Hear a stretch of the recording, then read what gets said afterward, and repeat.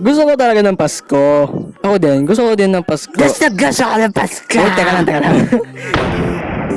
Ay, wag naman sana.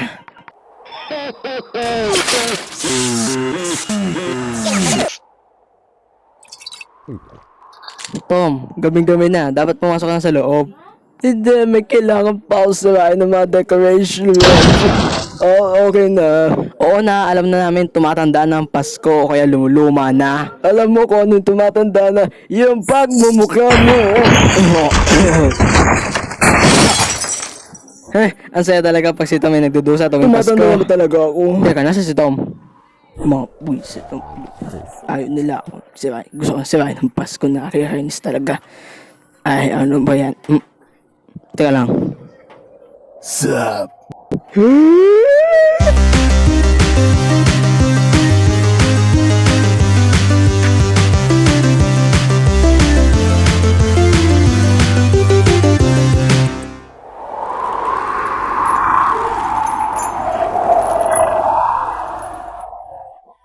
So, anong tingin mo sa akin maganda sled, Tom?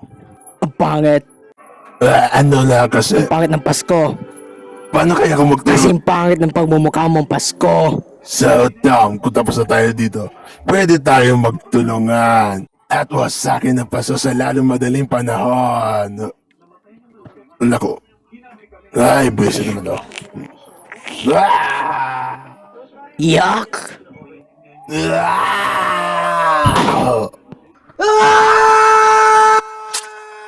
Oo, mas maganda na yan. Teka lang muna. Sigurado ka bang okay lang yan? Huwag kang magalala, it's fireproof.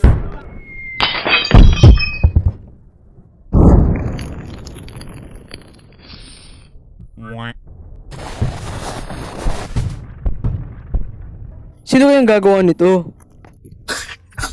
Sup? Alam ko na ikaw magagawa nito. Teka lang, hayaan nyo. Bakit tayo mong tanto na ng Pasko? Ay, teka lang, halata naman hindi akong gumawa ng lahat ng to eh. Kasi nakatayo ako dito. Sa harap nyo.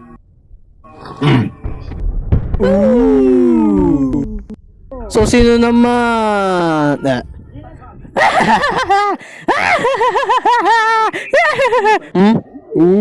Burning montage!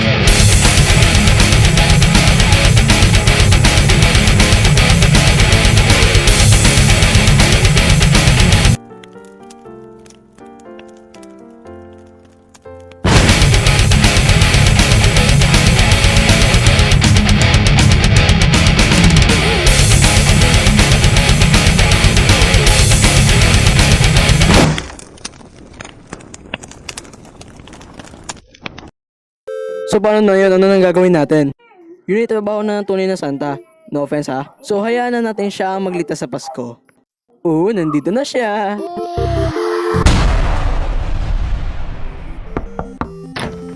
Sup, G?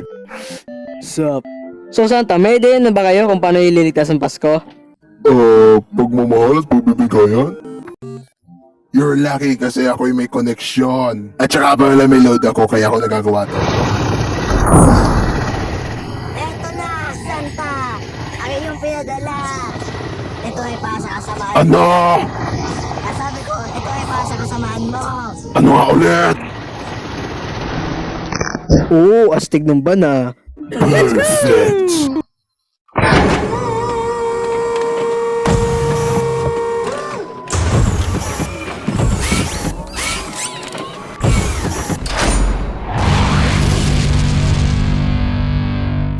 Mas maganda na to.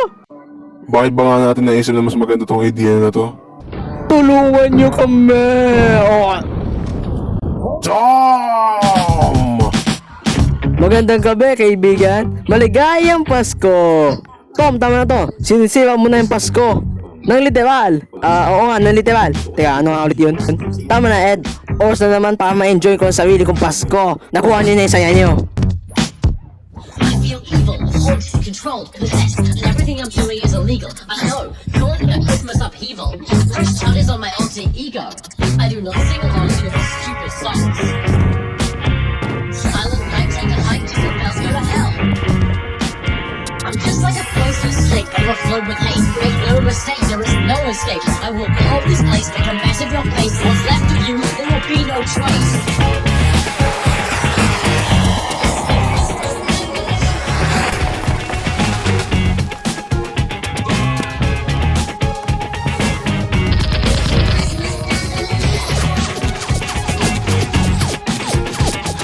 I know you're not a Christmas fanatic, but you're being problematic and slightly dramatic.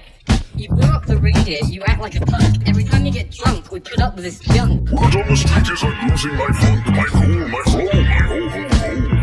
You can't let you steal the show.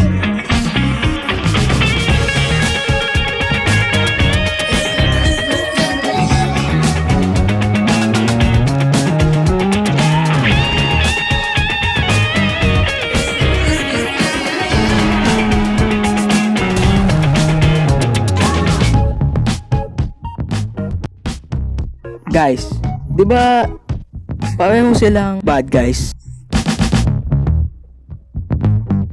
Puputukan niya sila. Naku po.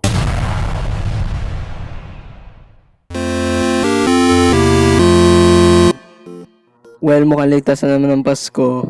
Tama ba, Tom? Alam mo, Santa, oo, alam ko na. Gusto ko na siguro magbagong buhay at i-erase sa memory ko lahat ng nangyayari ito. Teka, ano? Nung namatay kasi ako, pinatala mo na ako sa aking trabaho, so magbabagong buhay na ako. Talaga bang gagawin mo yan? Eh, babalik na lang ako sa buhay ko bilang patay. See ya, chumps. Habang buhay na ba talaga yan? Oo naman.